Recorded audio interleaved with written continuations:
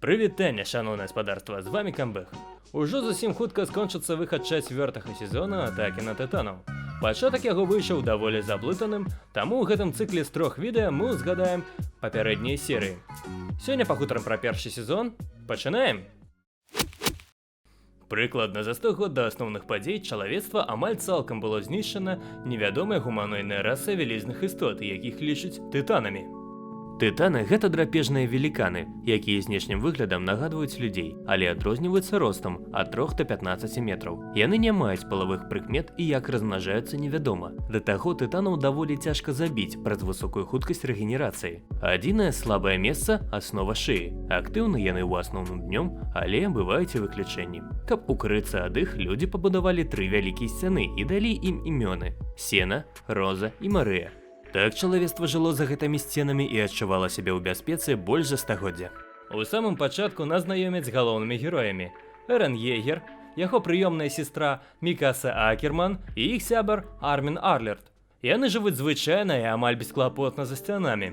Аднак раптам з'яўляецца каласальны і браніраваны тытан, якія разам разбураюць сцяну і галоўную браму. Маці Эрена завальвае абломкамі, і яе з'едае адзін з тых шматлікіх тытанаў, якія праніклі ў горад. Раззлаваны Эрен вырашае ўступіць у выведвальны корпус, каб забіць усіх тытанаў.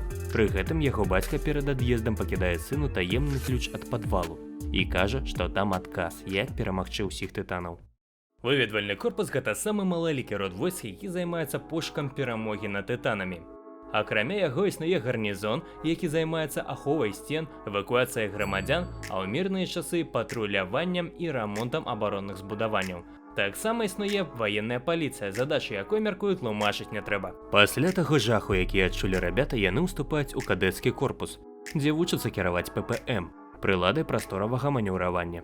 Там жа мы знаёмімся з астатнімі галоўнымі персанажамі. Энні Леанхард, таленавітая вучаніца, майстарка баявых мастацтваў, увесь час трымаецца паасобку. Два сябра Райнер і Бертальд. Райнер, як і Энні, адзін з лепшых курсантаў. Адзіны, хто яго абышоў, гэта Мікаса Акерман. Яго азначаюць як уладальніка выдатнага розуму і сілы духу, а таксама за вялікую здольнасць заваёўваць давер таварышаў. У той час як Бертальд даволі ціхі і замкнуты чалавек з высокім патэнцыялам, але нізкай ініцыятывай. Няўпэўненая ў сабе і невераемна добрая і адданая Крыста Лэнс. І яе цынічная сяброўка Імір, якая ўвесь час абараняе Крыс. А таксама Жан Кірштейн, Коні Спрынгер і трапная паляўнічая Саша Браун, тая, што ўвесь час думае пра ежу. Усе яны паспяхова скончваюць вучобу і, акрамя Энні, накіроўваюцца служыць у веткорпус. Адразу пасля сканчэння навучання ў 104-м корпусе нашы героі вымушаны змагацца з тытанамі, пасля таго, як зноў з'явіўся каласальны і прабіў у тросце Сцена-Роза браму сцяны. У гэтай бітве Эрен даведваецца пра сваю таемную моц пераўтварэння ў тытана. Эрена адразу прымаюць за здрадніка, аднак капітан гарнізону Дот Піксіс верыць Эрену і давярае яму пакласці вялікі валун на месцы дзіры, каб заблакаваць праход тытанаў. Эрен у выглядзе тытана спраўляецца, аднак пасля ўсё ж трапляе пад суд, які рашаў забіваць яго ці не. У выніку Эрена далі пад апеку капітана Леві Акермана, аднаго ці, напэўна, самага моцнага ваяра ў арміі. Пачынаюцца суровыя працоўныя будні Эрена. Пад суровымі працоўнымі буднямі я маю на ўвазе няспынную уборку. Так наш галоўны герой даведваецца пра мянушку свайго камандзіра – Чыстаплёй. Вечарам стомленых ваяк наведвае галоўны даследчык тытану Ханді Дзоа і праводзіць усю ноч разам з Эренам, размаўляе пра тытанаў. Пад раніцу прыходзіць вестка, што нехта забіў 2 захопленых у бітве за трос тытанаў – Соні і Біна. Злачынцы паспяхова схаваліся на ППМ. Пачынаецца 57-я экспедыцыя за сцяну. Выведкорпус выкарыстоўвае строй дальняга выяўлення. Амаль адразу Армін сутыкаецца з незвычайным тытанам, жаночай асобай, і прыходзіць да высновы, што гэта чалавек у целе тытана, як і Эрен. Жаночая асоба знішчае правы фланг і накіроўваецца прама да Эрена. Каманда заманьвае яе ў лес высокіх дрэў у падрыхтаваную пастку. Аднак тытанша выкарыстоўвае крык, выклікае арду тытанаў. Тыя з'ядаюць яе цела, а ў чалавека ўнутры атрымліваецца збегчы. Яна зноў ператвараецца ў тытана і знаходзіць Эрена, забірае яго, а атрад амаль цалкам знішчае. На дапамогу прыходзіць Леві з Мікасай. Яны ратуюць Эрена, аднак схапіць ці забіць жаночую асобу не атрымліваецца. Тая дэманструе навык зацвердзявання скуры.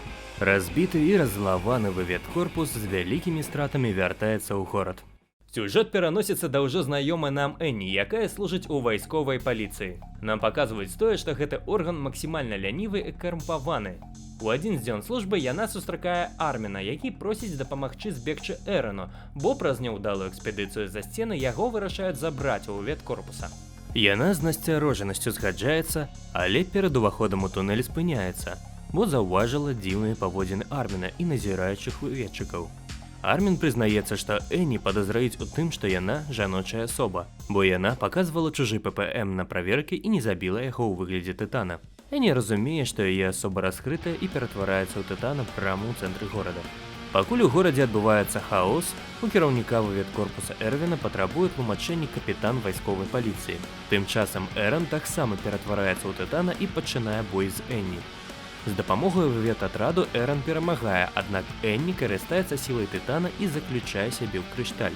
Салдаты разумеюць, што не змогуць дастаць інфармацыю тытана, а вышэйстаячыя зноў ставяць дзеянне Эрана пад сумнеў. І на гэтым канчаецца першы сезон.